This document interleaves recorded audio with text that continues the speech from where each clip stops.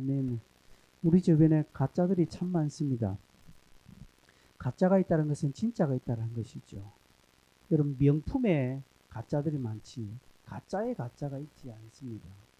가짜 다이아몬드, 그죠? 짝퉁 가방, 있지?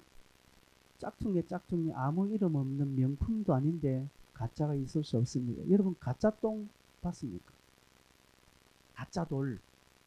물론 뭐 조형이나 모형을 위해서 그렇게 만드는 것이도 유익을 위해서 어떤 사업 목적을 가지고 뭐 가짜 돌을 팔지는 않습니다.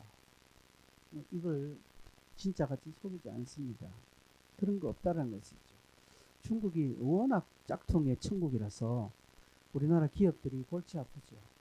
그래서 각종 예능 방송까지도 그대로 따라하는 그런 것 때문에 적지 않은 타격을 우리 기업들이 받고 있습니다. 반대로 생각해 보면 짝퉁이 있다는 것은 그만큼 진짜가 얼마나 가치가 있느냐, 그 우리나라 드라마 예능이 얼마나 참 잘 만들기에 이렇게 세계적으로 따라하려고 하는 것들이 있지 않느냐는 것을 생각할 때 긍정적으로 또 자부심을 가지게 됩니다. 여러분, 품격이 있고 가치가 있고 명품은요, 시대를 막론하고 늘 가짜가 존재하고 있습니다. 종교도 마찬가지입니다. 우리 종교사의 인류 역사에 보면 얼마나 많은 수많은 이 사이비들이 판을 치고 진짜같이 한 것이 많지 않습니까? 기독교 역사에도 그렇습니다. 진짜 많은 가짜들이 세워졌다가 사라졌다가 지금도 우리 주변에 사이비 이단들 가짜들이 많죠. 사도행전에 이렇게 역사에 보면 그런 이단들이 초대교회에 이제 등장을 합니다. 그 이단의 첫 출발이 오늘 15장에 나타납니다. 교회가 어떤 과정을 통해서 성장하고 부흥하는지를 우리는 볼 때에 이 가짜들이 생길 때마다 교회는 더 진짜화 되어져 가고 있다는 것이죠. 그 초대교회 역사뿐 아니라 우리 이 교회 전체 역사적으로 보면 교회가 힘을 얻을 때에 일어나는 몇 가지 어려움이 있었습니다. 교회에 불어닥치는 어떤 어려움들이 있었다는 것이죠. 그것의 첫째가 핍박입니다. 핍박. 정치적으로 또 사회적으로 불어오는 핍박이죠. 여러분, 우리나라도 일제시대 얼마나 많은 기독교 역사에 핍박이 있었습니까? 그리고 6.25 전후 좀 핍박이 많았죠. 정치적으로 사회적으로 불어들는 핍박이 있습니다. 여러분, 그 다음에는 이단들이 출몰합니다. 이단들 때문에 얼마나 교회가 어려움을 당하고 있습니까? 우리 지금 신천지 때문에 진짜 교회들이 어려움을 당하고 있지 않습니까? 그리고 세 번째 교회를 어렵게 하고 힘들게 하는 것이 결국 분열입니다. 분열. 그리고 한국 교회가 200개 넘는 교단이 있어요. 이 조그만데 합동측 교단 안에 합동이라는 이름으로 수백 개가 있어요. 교단만 200개고 그 안에 교파가 200고 안에 교단 안에 또 다른 어떤, 옛날에 우리 고신척도 이렇게 고소척, 반고소척 이렇게 또 나뉘어요. 이 조그만 고신척 교단 안에 고소파, 반고소파 그렇게 싸우고 지지고 볶고 분열이 일어났습니다. 근데 신기한 게 국가적으로, 사회적으로, 정치적으로 핍박이 불 때는요, 이단이 드러나지 않습니다. 물론 뭐 전혀 없는 것은 아니나 이단이 창궐하지 않습니다. 교회의 분열이 안 일어납니다. 언제 이단이 일어나고 교회가 분열이 일어납니까? 편안할 때. 평안할 때. 그때는 항상 교회 안팎에 이단이 일어나고 그리고 크고 작은 일로 교회가 분열되고 교단이 나누어지는 하는 것들이 일어납니다. 초대교회 역사에 사도행전 15장 정도 올 때 이제는 교회 안에서 이상한 소리가 들립니다. 이상한 이야기가 들립니다. 즉 할례를 받아야 된다. 율법을 지켜야 된다라는 거죠. 15장 1절에 보니까 어떤 사람들이 유대로부터 내려와서 형제들을 가르쳤다. 그러면서 너희가 모세의 법대로 할례를 받지 않으면 너희의 구원을 받지 못하리라. 이렇게 돼 있어요. 이단이거든요. 할례를 받지 않으면 구원받지 못한다라는 것은 이단입니다. 기독교에 뭔가 첨가가 되면, 여러분 말씀에 뭔가가 첨가되면 이단입니다. 이단이라는 것이 무엇입니까? 이단이라는 뜻, 한자의 뜻은 끝이 다르다는 것이죠. 처음에는 같아요. 처음에 똑같이 가다 나중에 하나 딱 틀린 게 이단이거든요. 그래서 전체가 이단되는 것이죠. 다 맞는데요. 여러분 신천지나 하나님의 교회 가도 옳은 말 합니다. 다 맞는 말 합니다. 불교에 가보십시오. 틀린 말 하는 거 있습니까? 다 맞죠. 그래서 예수 믿는 사람들 중에서도요. 이단의 가르침도 잘 듣고 있습니다. 좋은 말이라고요. 듣는 길을 쎄리 막아버려야 됩니다. 들으면 안 돼요, 그거.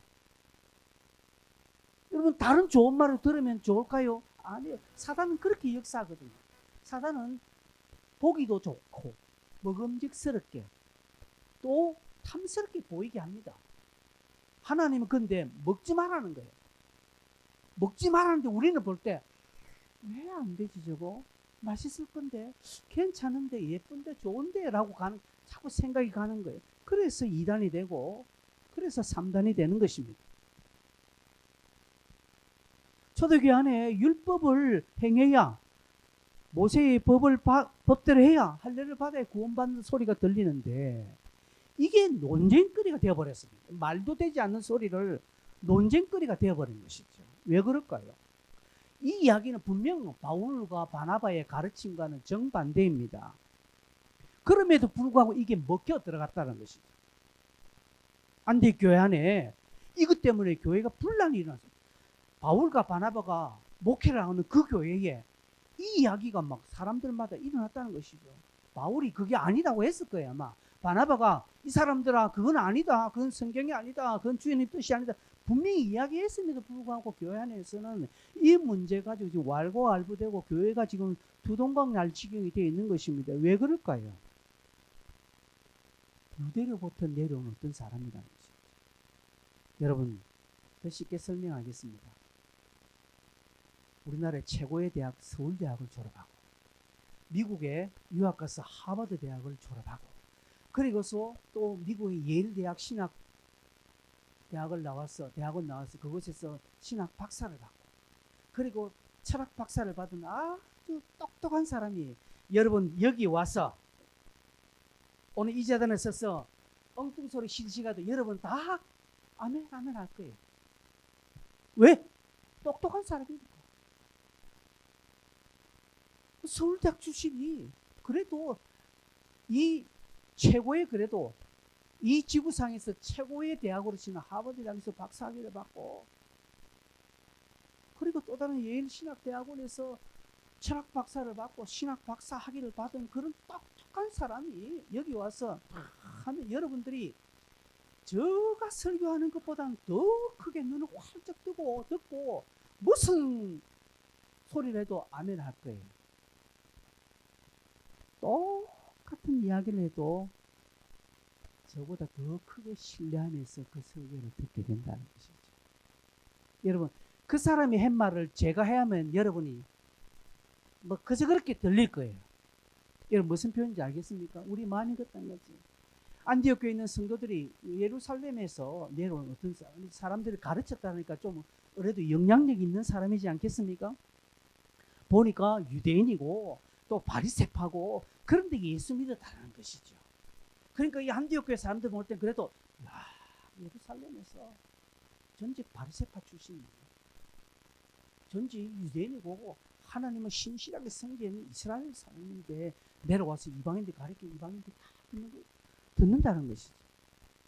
여러분, 그렇고 그 다음 한 가지, 이들의 말하는 것이 인간의 종교심에 부합되는 메시지라는 것이죠. 무슨 표현이겠습니까? 사람들에게는 다 종교성이 있어요. 종교심이 있다는 것이죠.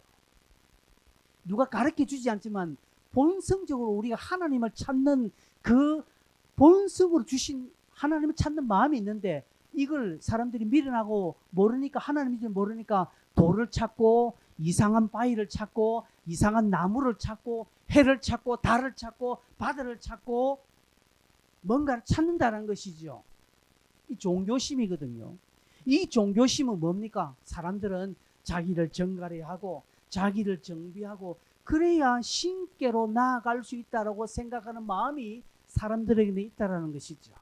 어떻게 나의 좀 거룩한 행위로, 거룩한 삶으로 신을 만날 수 있다라고 생각을 합니다. 특별히 여러분 불교인들이나 무속인들 보십시오. 새벽에 저 예전에 범어사 가면요, 새벽 3시 4시 되면 하얀 일이 꼴난 사람 많습니다. 그 추운 겨울에도 목욕을 하고요, 다른 뭐 외투나 옷 입지 않습니다. 그냥 얇은 한복 입고 거기 있어요. 지사 충성을 다합니다. 뭐 헌신합니다. 비나이다 비나이다. 그렇게 해야 신이 감동받는다고 생각합니다. 그런 마음들이 다 있거든요. 여러분들도 그 마음이 있을걸요 아마. 왜? 우리도 그런 무속의 어떤 영향을 받았기 때문에. 그래서 내가 어떻게 좀 해야 신을 만날 수 있다, 하나님을 만날 수 있다, 하나님 나를 알아주신다고 생각합니다. 그래서 전도하다 보면 내가 술 끊고 교회 나가겠다라고 합니다. 왜 담배 피고 내가 있는 못 되는 되겠느냐고 합니다. 왜요? 다 종교심에 의해서 말하는 것이거든요.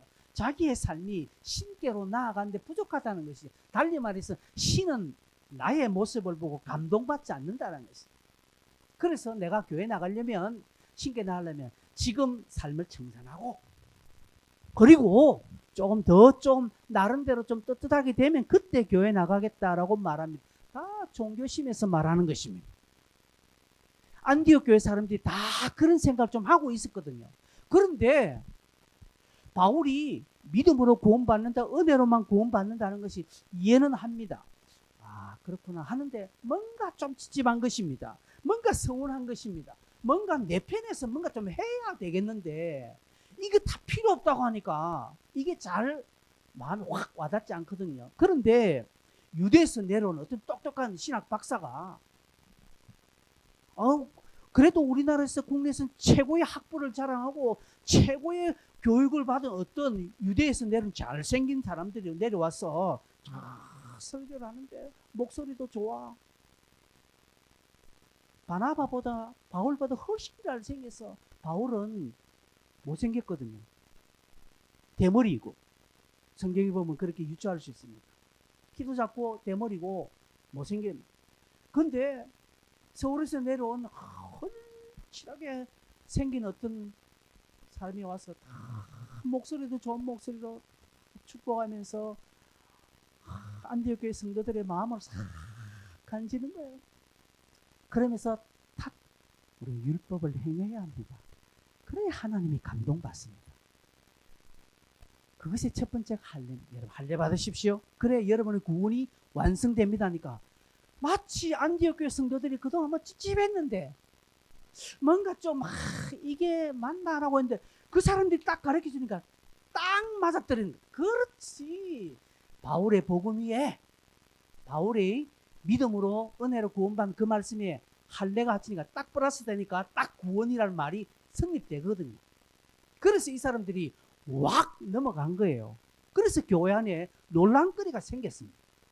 바울과 바나바가 목회하는 그 교회에 거짓 교리가 파묻혔다는 것은 여러분 분위기가 심상치 않다는 것이죠. 이단들은 여러분 이렇게 공격해 옵니다. 오늘날 뭔가 성도들에게 뭔가 해야 되지 않겠나라는 마음을 줍니다. 그래서 성경을 읽을 때마다 찝찝한 마음을 줍니다. 뭔가 첨가되어야 되지 않겠나라는 마음을 줍니다. 그래서 여호와의 증인들에게는 그렇게 하지요. 네가 몇 명 구원했느냐에 따라서 구원이 달라지게 말합니다. 그러니까 여호와의 증인들이 그렇게 전도하는 이유가 뭐예요? 왜요? 구원이 달려있고 자기가 하늘나라 가느냐 달려있거든요.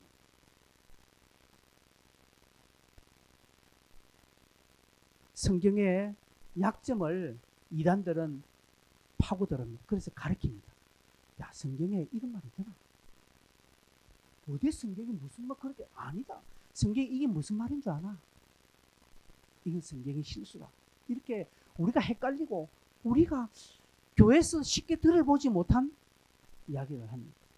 예전에 제가 수안보에 어떤 호텔을 경영하는 집사님이죠. 목사님 요즘 왜 교회에서는 계시록을 설교하지 않을까요? 제가 딱 그 말을 때 요 신천지다. 딱 느낌이었거든요. 그러면서 이야기하니까 집사님 계시록에 관심 많네요.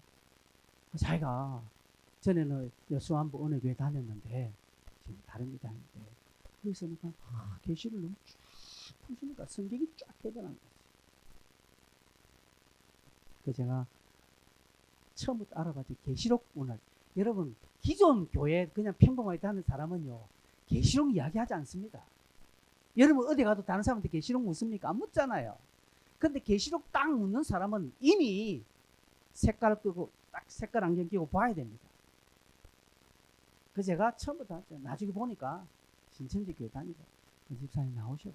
왜 나와야 되냐? 자기는 이 교회 나오고 너무 성경이 확 넘뛰더라는 거죠. 더 이상 이단과의 논쟁은 필요 없습니다. 그래서 성경은 이단은 한두 번 경계하고 멀리 하라고 했습니다. 마귀는 대적하라 했지만 이단은 대적하면 안 됩니다. 이단은 한두 번 딱딱 차려고 그냥 확 꺼져 이렇게 하고 끝내야 됩니다. 그리고 그 집사님하고는 관계를 끊었습니다. 여러분 이단은 그렇게 공격해 옵니다. 성경에 언급되지 않은 부분에 대해서 슬쩍슬쩍 답을 줍니다. 그런데 안 그래도 이게 좀 찝찝했는데 안 그래도 내 성경에 읽을 때 이게 애매한데 교회에 물어보기도 곤란하고 목사님도 설교하는데 이런 부분을 이야기 안 하고 하던데 자기가 좀 궁금했는데 이단이 탁 그 이야기하니까 이 어느 교회 다니고 하면서 가는 거예요. 그래서 빠지는 것입니다. 여러분 성경에 나오지 않고 언급되지 않은 부분에 우리가 궁금증 가질 수 있습니다. 그죠? 궁금증 가지는 것은 당연하고 또 그거 궁금증을 알고 싶어하는 그 마음도 중요합니다. 귀합니다.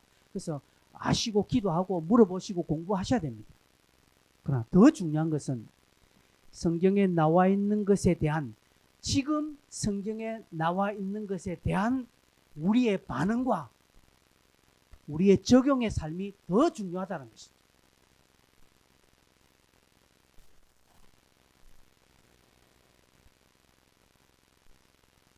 눈치가 있다 하던데 여러분 성경에 나와 있지 않는 거 궁금한 거 좋아요. 그러나 더 중요한 것은 성경에 명확하게 이야기하는 것에 대한 나의 반응은 없으면서 나의 적용하는 삶은 없으면서 성경에 나오지 않고 언급되는 그 부분만 가는 거 가지고 왜 이거 우리 교회는 안 가르쳐 주지 하면서 그렇게 그런 헛된 짓 하지만 그런 사람은 10중 8구 넘어갑니다. 지금 여러분에게 명확하게 증거되어지는 말씀 앞에 반응하십시오. 여러분 모르고 성경에 구체적으로 언급되지 않은데 시화 때는 하나님께만 있다고 했는데 왜 자꾸 인간이 시화 때를 그래서 1992년 10월 28일 예수님 온다고 헛소리를 하지 않습니까? 요즘도 그래요. 그런 사람이 있습니다. 여러분 명심하십시오. 더 중요한 것은 뭐냐? 이미 설교를 통해서 성경을 통해서 우리에게 명확하게 증거되진 말씀 앞에 내가 반응하고 그 말씀대로 사는 것이 더 중요하지. 언급되지 않은 부분에서는 궁금증 하긴 하지만 그것에 대해서 이런 목말라 하지 마십시오. 사단이 이단이 와서 여러분을 가르쳐 주더라도 여러분 교회에서 언급되지 않은 부분에 귀를 기울이지 마십시오. 이단들을 보십시오. 성경에서 명백하게 증명되는 부분에 대해서는 이단들은 하지 않습니다. 예전에 제가 여호와의 증인과 싸웠습니다. 그러면서 사도 바울은 남의 터 위에 집 짓지 않는다고 했다. 성경을 펴면서 그런데 왜 당신들은 예수 믿는 사람을 골라서 다니냐? 예수 믿지 않은 사람이 복음 전해라 하니까 잘못된 복음 안 들어요. 성경에 명백하게 증거되는 부분에서는 이단들은 꼼짝하지 않습니다. 그러나 이단들은 성경이 없는 부분만 파고들어서 그 부분에 대한 어떤 자부심만 가지고 있는 거예요. 거기에 대해 목숨을 거는 거예요. 그게 모순입니다. 그게 신앙의 교만이라는 것입니다. 이것 때문에 성경에 오늘 2절에 보니까 교회 안에 적지 않은 분란이 일어났다고 합니다. 2절에 보니까 바울 및 바나바와 그들 사이 적지 않은 다툼과 변론이 일어났대요. 다툼이라고 말하고 있습니다. 변론이 일어났다는 것입니다. 여러분, 바울과 바나바가 목회하는 교회예요. 대사도 바울이 설교를 하고 가르치는 그 교회에 이런 문제가 생겼습니다. 그래서 안디옥 교회보다 우리 해돋는 게 더 좋은 교회입니다. 우리는 그런 다툼과 변론이 없잖아요. 얼마나 순종을 잘합니까? 바울이 설교했는데 바울 앞에 대들고 다툼하고 변론이 일어났다는 것이죠. 격렬했습니다. 그래서 얻은 결론은 안디옥 교회가 안 되겠다. 바울과 바나바를 예루살렘에 보내서 예루살렘 사도들이 있으니까 베드로나 만나서 이 문제 정리 좀 해오소. 그러면 우리가 믿을게요. 이제 이렇게 된 거예요. 그래서 바나바와 바울 또 몇몇 교회 지도자를 예루살렘으로 보냅니다. 여러분, 이것으로 봐서 바나바와 바울이 그 교회의 핵심 인물이고 중심 인물이라는 사실을 알 수 있죠. 또한 안디옥 교회는 바나바와 바울의 가르침을 따르고 있었습니다. 그 중에 이단의 무리가 있었지만 그 좀 많은 수가 바울을 따르고 있기 때문에 이번에 확실하게 한번 정리를 좀 했으면 좋겠습니다. 그러니까 당신들이 수고스럽게 좀 갔다 오십시오라고 이렇게 이제 보내는 것이죠. 잘못된 것을 좀 확인하고 오셔서 우리와 함께 좀 믿음의 말씀에 굳건히 설 수 있도록 좀 해달라고 부탁을 하는 것입니다. 그래도 안디옥 교회는 바나바와 바울을 중심으로, 그죠? 든든히 서 있다는 것이죠. 여러분, 그렇게 됩니다. 교회는요, 목회자 중심으로 말씀과 건전한 교리에 굳건히 서야 합니다. 굳건히 서야 합니다. 이게 내가 이거 가지고 있어야 됩니다. 여러분, 교회는 목회자를 중심으로 말씀과 건전한 교리에 굳건히 서야 됩니다. 여러분, 이 앞에서 설교하는 이 목사가 헛된 소리 안 하는 사람인 줄 아시죠? 설교 시간에. 다른 때는 제가 헛된 소리를 좀 해도요, 설교는 나름대로 좀 성경적으로 하려고 몸부림치는 사람으로 여러분 인정합니까? 그러면 제가 여러분에게 말씀하는 그 말씀과 우리 대한예수교회 장로회 고심교단의 교리, 소요리 문답, 대요리 문답, 웨스트민스터 신앙 고백서를 가지고 하는 이 신앙의 교리에 굳건히 서야 합니다. 여러분이 이해가 안 되고 여러분 찝찝한 말씀을 누가 주변에 이야기하면 반드시 저에게 와서 점검 받으세요. 목사님, 어떤 사람이 이런 이야기를 하는데 맞습니까? 항상 물으십시오. 그냥 묻지 않고 여러분이 그냥 괜찮네, 좋네, 여기가 좋사오니 하면서 당분간 내가 목사님 모르게 당분간 내가 한번 몇 번 갔다 와보고 내가 할게. 일체 그러지 마십시오. 그러면 끝나는 거예요. 여러분, 그리고 유튜브에 다른 이상한 거 듣지 마세요. 목사님들 설교를 듣지 말라는 거 아닙니다. 목사인 듯 아닌 듯 이상의 야리거리 하게 하는 게 있습니다. 요즘도 11조로 강조한 목사가 있다. 이게 유튜브 제목이에요. 여러분, 그렇게 안 그런데 11조 때문에 찝찝한 사람들은 눈이 확 뜨는 거야. 그래서 딱 보는 거야. 보니까 그 안에는 쓸데없는 이야기예요. 어떤 목사로 가는 사람인데 성경적으로 보는데 11조는 구약이고 신약에는 필요 없다 막 헛소리를 하는 거예요. 그러니까 맞네, 그래, 이분이 맞네. 우리 목사는 맨날 돈 받기는 쉽지 않다가 눈꽃이 보고 그러더라. 아니, 여러분, 그렇게 하면 끝나는 거예요. 가세요. 막 그래 마음이 싱숭생숭 그렇게 하세요, 그냥. 그러나 여러분, 그러면 나도 망하고 다 망하는 거예요. 여러분, 우리에게 주시는 이 66권의 말씀, 그리고 인간적으로 좀 부족하지만 세우신 목회자를 딱 중심으로 해서 우리가 말씀과 교리에 굳건히 있을 때 여러분, 하나님의 은혜가 임하는 것입니다. 그래서 사도 바울과 바나바가 이제 올라갑니다. 올라갔는데 3절이 참 중요한 말씀이에요. 21절까지인데 벌써 3절 하는 건 언제까지 하겠노 생각하지. 3절을 같이 한번 읽겠습니다. 시작. 그들이 교회의 전송을 받고 베니게와 사마리아로 다니며 이방인들이 주께로 돌아온 일을 말하며 형제들 다 크게 기쁘게 하더라. 여러분, 지금 사도 바울과 바나바가 무엇 때문에 파송받고 길을 떠나게 되었습니까? 교회에 좀 분란이 일어났지 않습니까? 교리적인 문제로 분란이 일어났어요. 그것 좀 해결해 달라고 빨리 갔다 와서 예루살렘에 가서 어떤 뭐 정확한 교리 해석을 받아가지고 교회에 와서 이 분란이 많고 지금 다툼이 일어난 이 교회에 좀 선을 정리해야 되는데 바울과 바나가 뭐합니까? 가는 중에 뭘 합니까? 베니게와 사마리아로 다녔다라고 말합니다.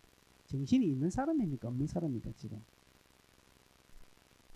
빨리 일을 마치고 난 뒤에 그 다음 천천히 이 일을 해도 됩니까? 안 됩니까? 여러분, 저와 여러분의 생각 어떻습니까?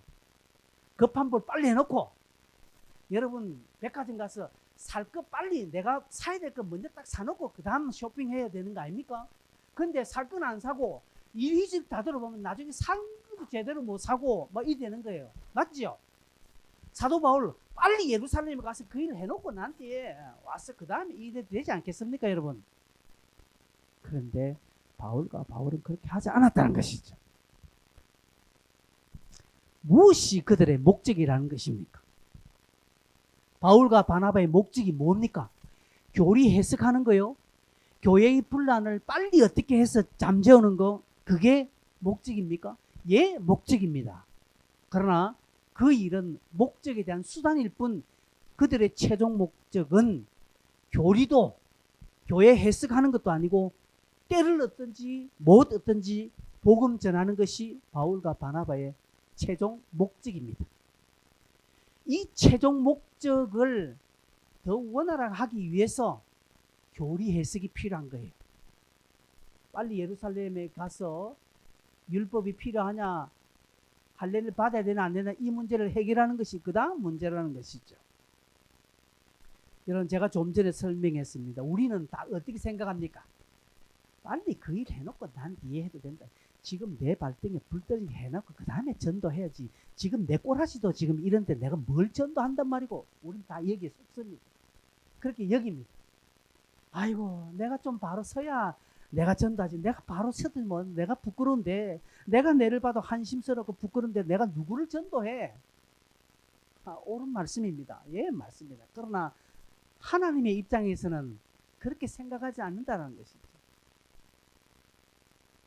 주님은 그렇게 생각하지 않는다는 것이죠. 늘 우리는 어떻습니까? 늘 조건과 상황이잖아요. 내 조건이 되면 교회 나오는 거예요. 내 상황이 되면 헌신하는 거예요. 그래 놓고 나서는 뭐라고 합니까? 내 삶이 형편인데 내가 뭘 하겠냐. 말은 잘해.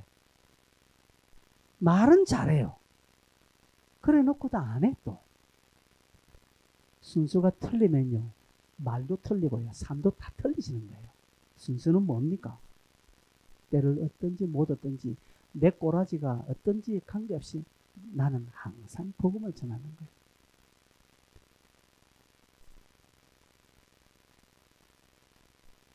우리 하반기 한 생명을 구원하자라는 이야기를 제가 몇 주부터 계속 했습니다.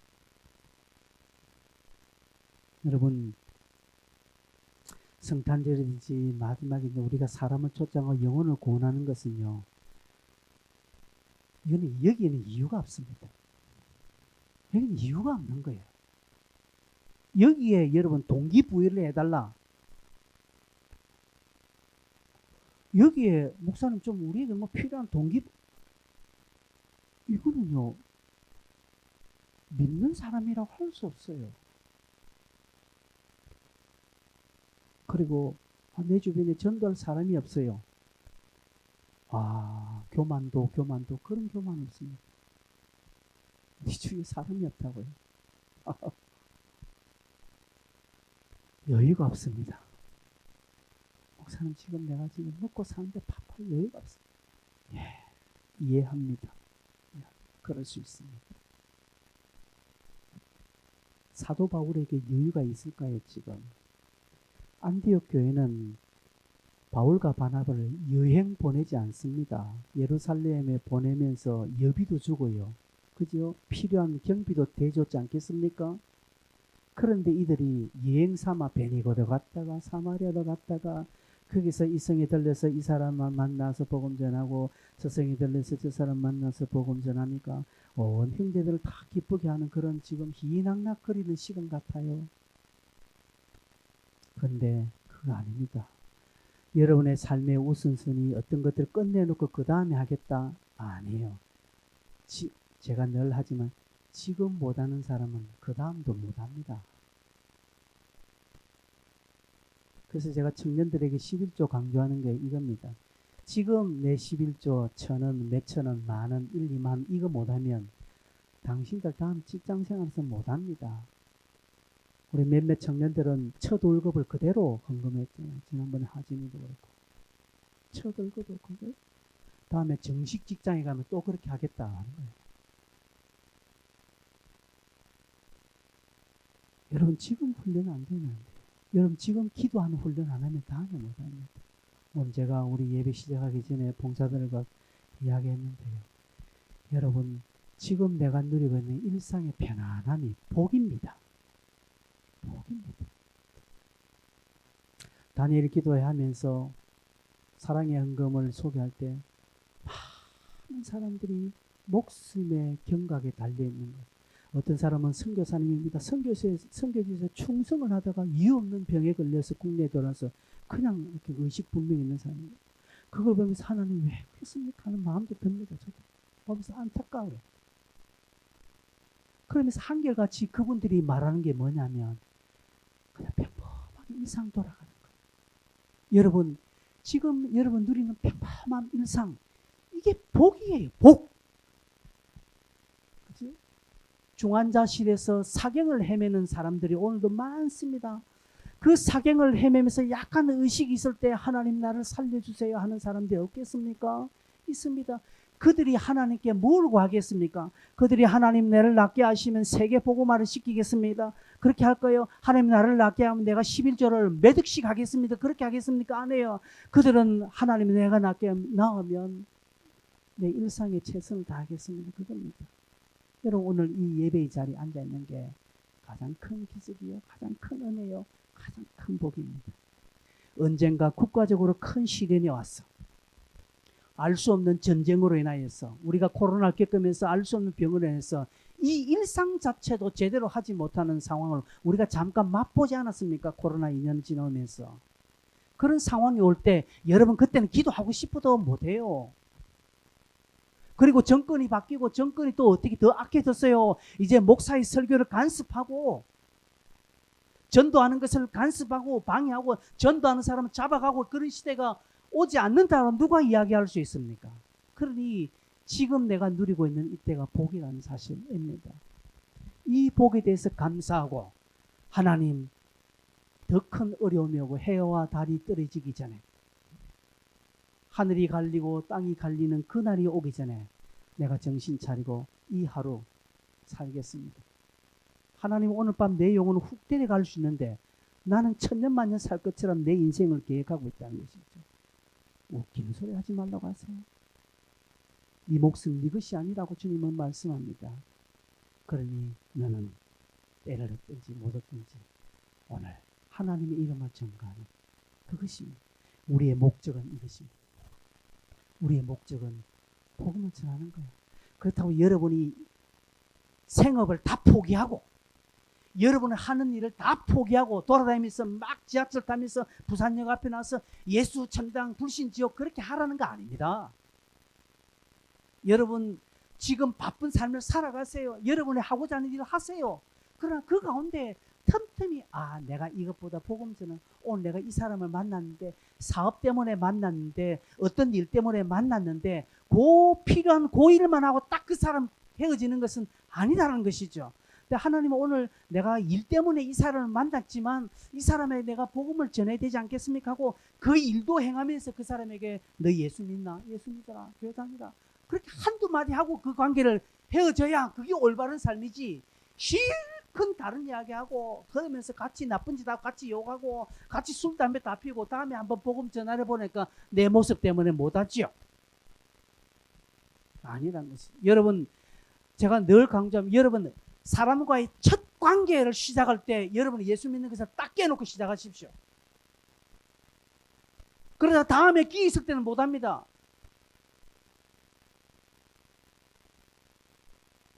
오늘 저희 집사람이 아침에 이야기합니다. 카페 일하는데 가야교회 어떤 집사님들이 왔어. 그 알바생들한테 교회 다니나. 사장님 교회 다니라고 가르쳐야 되네. 하진이 그때 뭐라고 대답했냐. 제가 이야기했어요. 교회 가자 복음질 했으면 당장 이야기해. 했는지 아닌지 모르겠네. 그 알바생한테. 알바생에게 복음질 했는지 모르겠어요. 안 했지요. 네, 내가 쓰고 있는 알바생한테 복음 전하지 못하냐. 내가 누구한테 하겠습니까? 그 사람은 내한테 일단 어린데. 그렇지 않습니까, 여러분? 그 사람은 안 입고 와도 들어야 돼요. 얼마나 기회입니까? 그런데 이제는 못할걸? 이제는. 여러분이 사람과의 관계를 첫 시작할 때는 딱 깨놓고 예수 믿는 것을 깨놓고 그 다음 관계를 진행하세요. 그러면 언젠가 복음 전하기 쉽습니다. 내가 예수 믿는 것을 밝혔기 때문에.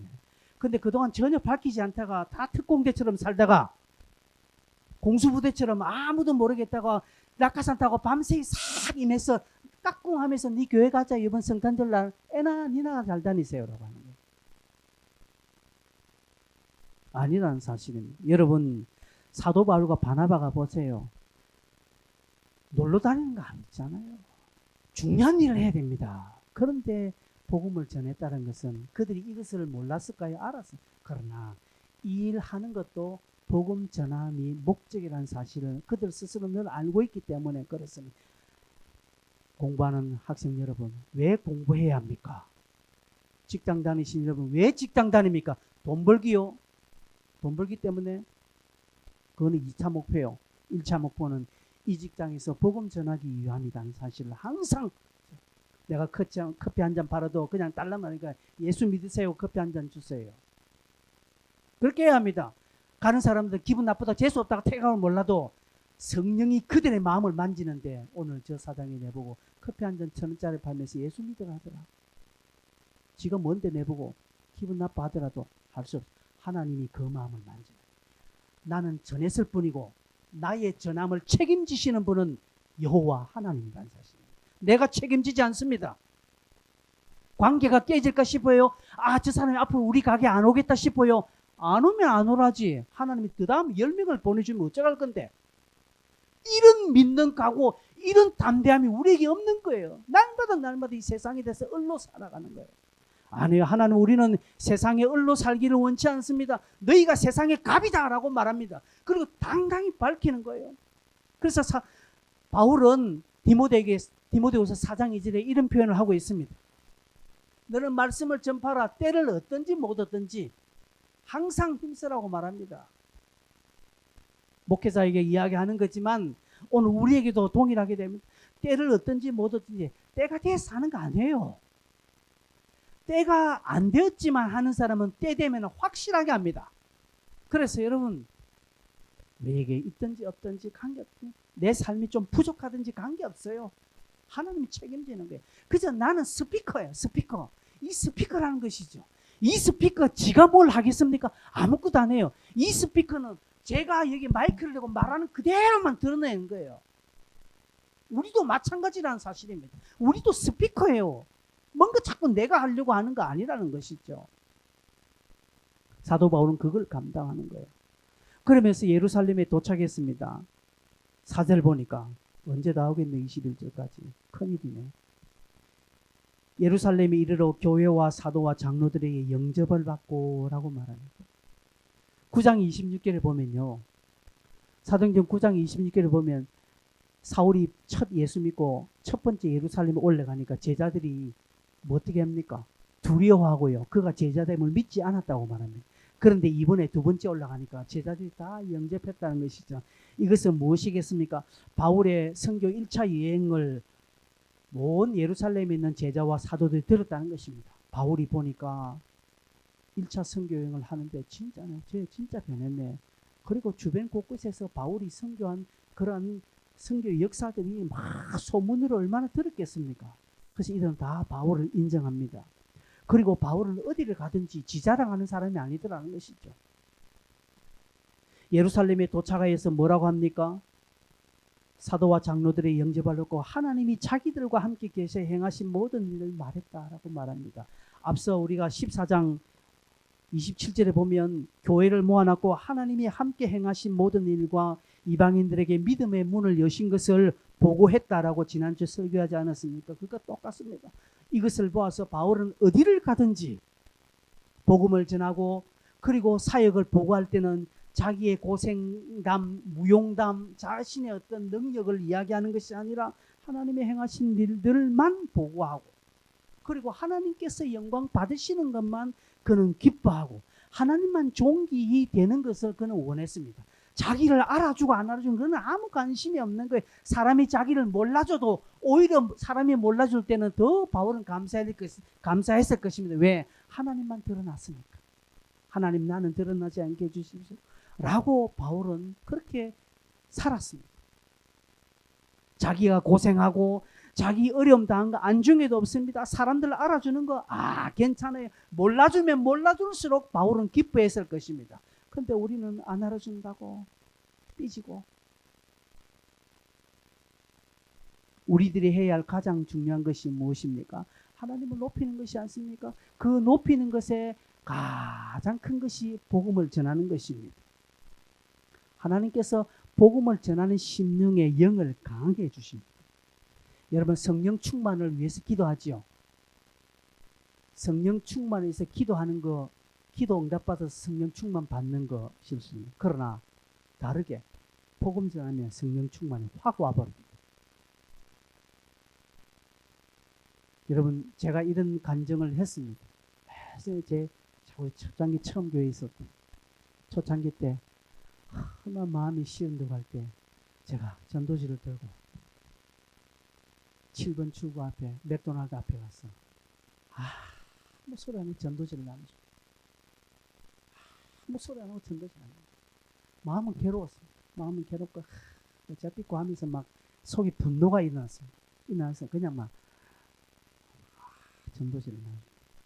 전도지를 10장 20장 아무 소리 안 했으면 그냥 전도지 찌라시도 그야말로 쉽게 말해 찌라시를 나눴어요. 10장 20장 돌리는데 내 마음이 제가 그때 얼마 안 가져왔습니다. 한 40장 50장 그걸 한 40장 돌리니까 눈물이 확 흐르는데 그냥 막 내 눈가가 촉촉해요. 금세 시작할 때는 그 시간이 얼마 안 돼. 한 30분도 채 안 돼요. 사람들이 많이 지나갈 때는 어떤 사람 안 받고 가는 사람이 있는데도 막 죽어. 10장 20장 내 마음이 왔고 40장이 좀 한 10장 정도 남았을까 얇게 남았을 거니까 내 마음이 스스로 감동이 돼 눈물이 주네. 이렇게 하고 그때가 끝났어. 낙심될 때 마음이 어렵고 시들 때 전도지 들리는 게 직방이다. 최고의 약이다라는 것을 그때 알았어요. 제가 이렇게 하니까 어떤 목사님도 이 부분을 비슷한 간증을 하더라고요. 여러분 한 주 살면서 하나님을 높이고 하나님을 간증한 이 삶이 여러분의 풍성해지고 여러분이 속으로 앞으로 우리가 목장 모임할 때 이건 이야기 많이 하십시오. 안 되어진 거 불평불만하는 것이 아니라 이런 이야기를 많이 하셔서 진정한 교제가 일어납니다. 그러다 보니까 5절에 바리새파 중에 어떤 사람이 일어나서 막 이야기하죠. 이방인에게 할례를 행하고 모세의 율법을 지키라 명하는 것이 마땅하다라고 말합니다. 예루살렘 교회 안에 이런 사람들이 있었던 모양인 것 같습니다. 이런 사람들이 바울과 바나바가 와서 분위기가 확 달라지니까 싹 말을 바꾸어서 야 바울 바나바 잘 올랐다. 모세의 율법을 전가하고 할례를 행하는 것이 마땅하다 이렇게 말합니다. 아마 예루살렘 교회 안에 회심한 바리새인들이 많았던 것 같습니다. 적지 않은 이 사람들이 영향력을 행사했던 것 같습니다. 그래서 자기의 무리들을 곳곳에 사람들을 파송해서 할례를 받아야 구원받는다는 것을 많이 그들이 증거한 것 같습니다. 이들의 세력이 커지고 결국 문제가 일어나서 바울과 바나바가 올라오게 되고 교회는 심각한 지금 논의를 하게 됩니다. 이것이 제1차 예루살렘 총회입니다. 여러분, 이런 회의는 그 다음부터 계속적으로 신약교회 안에, 초대교회 안에 니케아 회의, 어떤 갈등 회의 등등 하면서 종교회의가 많이 일어나게 되고요. 오늘날 노회, 총회의 모태가 되기도 합니다. 그렇게 이 예루살렘 교회에서 심각한 논의를 거치고 난 뒤에 6절, 7절 보니까 7절에 베드로가 일어나 말합니다. 베드로가 딱 일어나서 그동안 자기가 사도행전 9장부터 쭉 자기의 어떤 경험들을 이야기하면서 고넬료 가정에 들렸던 일, 빌립보에서 들렸던 그 빌립을 통해서 사마리아에서 어떤 일들 등등 이 이야기를 하면서 마지막 11절에 뭐라 합니까? 주 예수의 은혜로 구원받는 줄로 믿노라 확증해버립니다.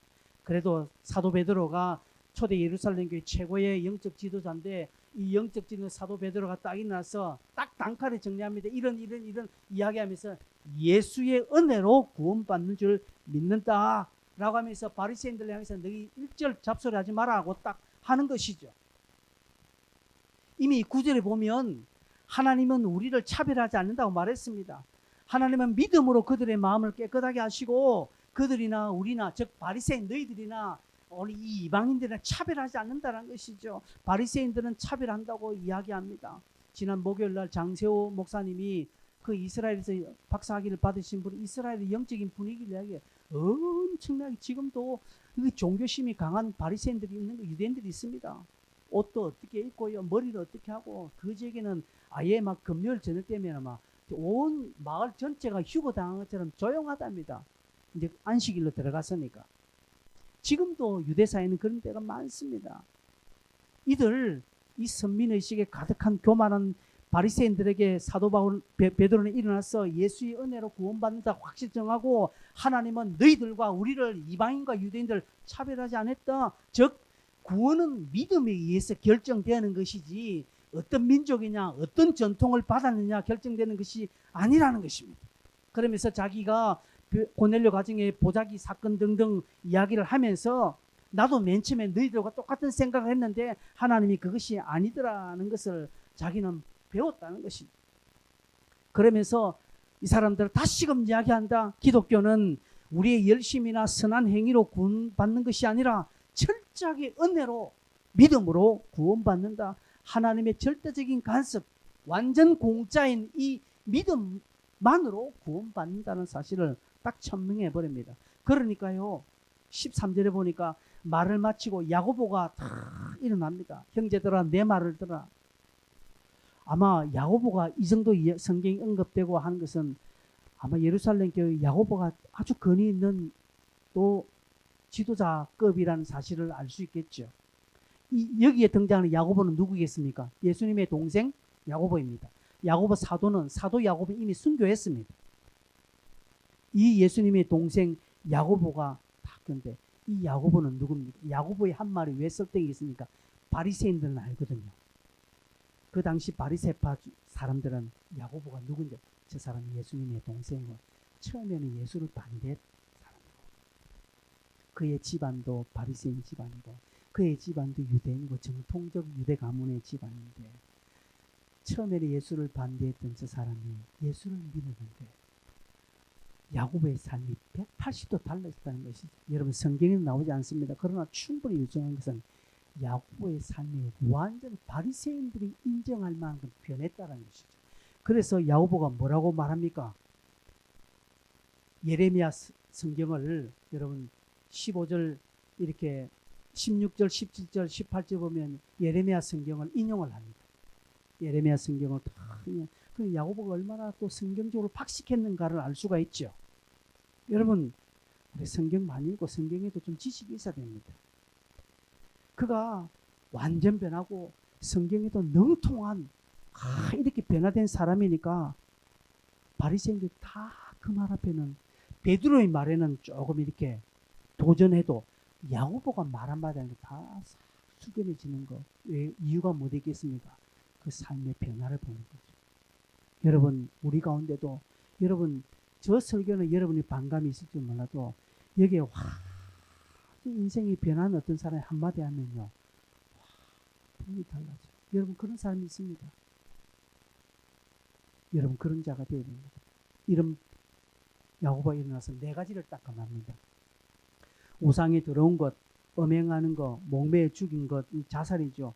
피, 요 네 가지는 금하게 하자라고 말합니다. 요게요, 여러분 오늘 제가 뭐 지금 시간상 다 설명할 수 없으나 이게 베드로의 가르침과 예수의 은혜로 구원받는다는 요 사실과 야고보가 몇 가지 낸 것은 상반된 게 아닙니다. 보완되는 건데 어떻게 보완되는 거냐? 왜 야고보가 이 말을 했느냐 하면 많은 이방인들이 지금 믿고 돌아오거든요. 근데 이 이방인들이 믿고 교회 안에 또 보니까 율법이 이야기되는 거예요. 하나님 이야기를 이 사람들은 하나님 모릅니다. 율법을 모르는데 어느 날 갑자기 율법이 탁 등장하는 교회 안에서 보니까 즉 여러분 처음에 예수 믿는 게 쉬운데 보니까 예수 믿어 보니까 성경 안에 뭐 얼마나 가르침이 많습니까? 교회 또 다녀보니까 막 11조 하라고 그러니까 언젠가 와서 뭐 청소하라고 막 가면까 예수 믿어 보면 자꾸 뭔가 부담이 일어나지 않습니까? 이런 이방인들이 많다라는 것이죠. 근데 그 가운데 할례를 받아야 된다 등장하니까 헷갈리는 거예요. 그래서 또한 이 이방인들은 자기가 믿기 전에 옛날에 섬겼던 우상 종교에 대한 어떤 그 습관들이 있습니다. 옛날에 제가 주로 제일교회 있을 때 어떤 할머니가 예수 믿게 되었어요. 그래 할머니가 예수 믿고 이제 그 과정에 제가 신방 가게 됐습니다. 신방 간데요. 그 할머니 방 앞에 딱 이렇게 조그만 우리 그 왜 자기들 조그만 요 밥상 안 있으면 밥상하고 그리고 벽에 이렇게 성경책을 이렇게 딱 세워놓고 그 앞에 쌀 갖다 놓고 물 하나 딱 갖다 놓고 그리고 좀 이렇게 성경이 여러분 그렇다는 것이죠. 아무도 모르는 사람이 갑자기 예수 믿고 오면요 어떻게 해야 될지 모르니까 행동 규범이 없는 거예요. 그러니까 성경책 갖다 놓고 앞에 물 떠놓고 쌀 내놓고 초를 안 꺼봐서 그건 다행이지. 그렇게 해서 이렇게 할 수 있다는 것이죠. 그래서 할머니 그게 아닙니다. 이게 다 필요 없습니다. 그러니까 이 사람은 섭섭해하는 거예요. 그게 여러분 이게 아까 종교심이 있는 거예요. 다 없으니까 너무 섭섭하는 거예요. 그 할머니요 새벽기도 올 때마다 늘 제가 뒤에서 보면 머리가 촉촉하게 젖어요. 왜? 머리 감고 아침에 할머니 그렇게 안 오셔도 되는데 편하게 오세요. 해서 추운데 감기 걸리면 하지 말까. 그 자기는 그래 안 하면 안 돼. 처음에는요 교회 오면 이렇게 했으면 저한테 인사해 목사님 이렇게 진짜요. 이렇게 인사. 그 저도 같이 이렇게 해서 그 할머니 이렇게 인사 안 해도 됩니다. 하니까 그 할머니는 뭔가 자꾸 빠지면 섭섭해하는 거야. 이것도 못하게 하지. 쌀 같은 거 못하게 하지.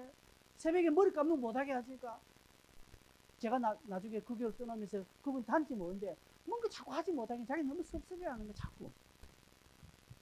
헌금도 얼마나 귀하게 한지 모르는데 꺼내가지고 막 꺼내가지고 해가지고 막 하면서 저 헌금 그 하는데 막 달달달 떨면서 하고 막 이렇게 해요. 이런 상황이 생기는 그래서 야고보가 그런 이방인들을 향하여서 믿음으로 구원 얻는다. 그런데 너희들이 예전에 신앙생활 한 거 종교생활 할 때 너희들이 막 우상의 제물을 먹고 막 음행하고 당시에 초대교회의 모든 이방 종교는 다 음행이 들어가는 거예요. 음행하고 목매어 죽이 피 마시고 하는 거 요 몇 가지는 아주 옳지 않은 요건 하지 마라. 마치 초대교회 우리나라 초창기 때 선교사님 들어와서 왜 우리나라 사람들에게 술 마시지 말았냐. 그거 아니에요. 선교사들은 자기들이 선교해야 하면서 술 마셨어요. 그런데 한국 사람들은 이 사람들이 술을 마시는 게 아니에요. 술이 사람을 마시는 거예요. 완전히 술을 뜻한다니까. 그래서 초창기 우리 선교사님이 와서 술을 마시지 말라고 하는 거예요. 그것과 똑같은 거예요. 야고보가 그렇게 일어나서 너희들은 이거 하면 너희들은 신앙생활에 방해된다. 여러분 술 많이 마시면 신앙생활 방해돼요. 예배 시간에 술취가 있으면 되겠습니까? 목사가 술취가 존 스토튼 목사는 골초거든요. 영국 유명한 설교자요. 이분은 한국에 집회에 초청받으면 못 와요. 이분은 왜? 이것 때문에. 그 우리나라에 몇 분 올 기회 있는데 이분은 담배 왜 한국에 가면 한국의 성도들은 담배 피는 걸 죄악식이니까. 이것 때문에 집회 옛날에 우리 한국에 하면서 딱 3일간 왔어요. 3일간 와서 딱 하고 마치고 바로 갔습니다. 그래서 공항 가면서 자기 안수 집사님에게 내가 영국에 어느새 도착하니까 담배 가지고 놀아. 그래 도착하자마자 줄담배를 피웠다는 거예요. 그분을 우리는 정죄하지 않습니다. 오늘 많은 신학생들은 존 스튜트 목사의 설교를 배웁니다. 달라요. 한국은 이걸 금하죠. 야고보는 당시 그 성도들에게 그걸 말하고 있는 거예요. 다시 조금 더 이제 마지막 결론 지으면서 말씀하는 것은 여러분 우리는 믿음으로 구원받습니다. 아멘이시죠? 전적인 은혜로 구원받습니다. 전적인 은혜로 믿음으로 구원받은 사람은 내 삶에 변화가 일어나야 된다라는 것이죠. 성도는 변화를 보이고 달라짐을 보여야 합니다. 이게 마지막입니다. 우리는 자유할 수 있습니다, 여러분. 그죠? 우리는 신앙 안에서 자유할 수 있습니다. 제가 이 강단에서 반바지 입고 어제 제가 러시아 교회 개척 예배 이렇게 갔는데 러시아 목사님은요 와이셔츠 하나 입고 쭉 빼놓고 그냥 이렇게 운동화 신고 이렇게 설교를 하더라고요. 그렇게 할 수 있습니다. 그게 죄가 아닙니다. 근데 왜 여러분 제가 앞에서 가벼운 티 입고 반바지 입고 이렇게 설교해도 여러분은 아무렇지 않지요? 괜찮지요? 여러분 편하게 보이지요? 근데 왜 이렇게 입고 옵니까? 이게 그나마 좀 사람답게 안 보입니까? 이게 그나마 좀 정성스럽게 보이지 않습니까? 그래서 제가 입는 거지. 이걸 입어야 목사의 설교가 더 좋아지는 거 아닙니다. 이걸 입어야 하나님이 더 나를 예뻐해 주시는 건 아닙니다. 그럼에도 불구하고 왜 그렇습니까? 변화가 일어나야 된다는 것이. 여러분이 지금까지 예수 믿고 뭐가 변했습니까? 습관 이야기하지 마세요. 예전에 제가 새벽기도 하니까 나는 야행성이라서 태어날 때부터 그가 야행성이었나? 자기 체질이 야행성이라? 아니에요. 거짓말하지 마세요. 하기 싫으니까 변명하는 거예요. 아니에요. 여러분 주일날 왜 지각합니까? 주일날 왜 좁니까?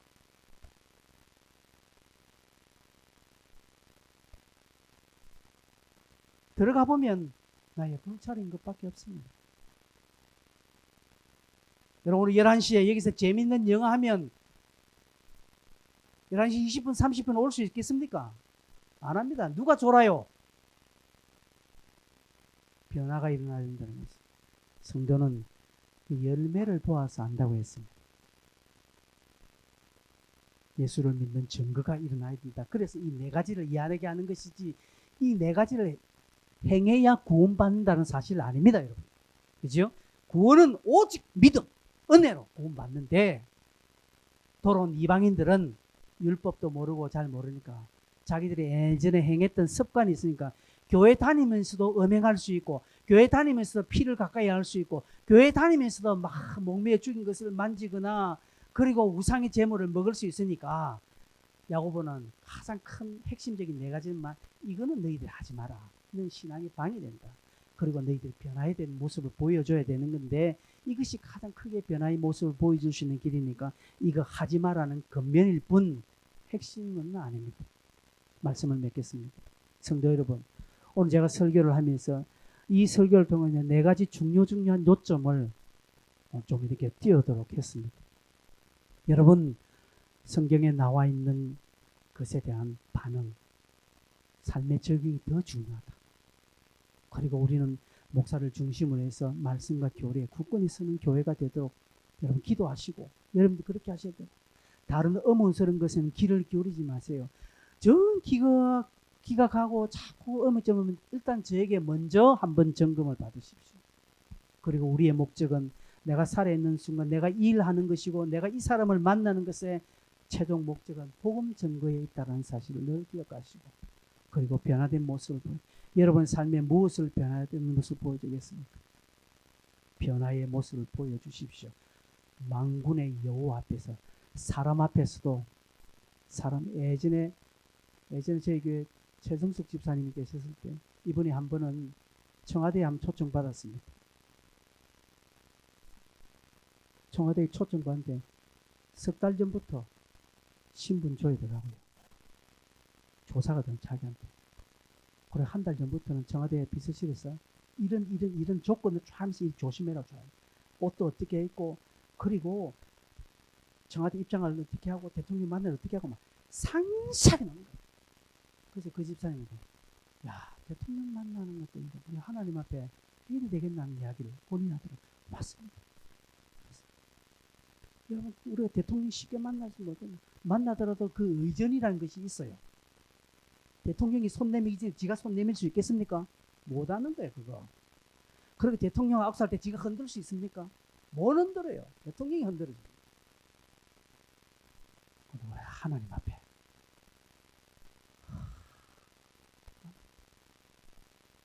죄송한 표현 하나 하겠습니다. 우리 하나님 앞에 얼마나 싸가지 없는 행동을 하고 있는지 그래 놓고 뭘 어쩌자는 것이지. 이 네 가지를 여러분 보시면서 기도하십시오. 이 시간 함께 우리가 기도하겠습니다. 하나님 내한테 변화될 모습이 뭐겠습니까? 변명하지 마십시오. 안 해서 그런 거지. 맨날 변명하는 거.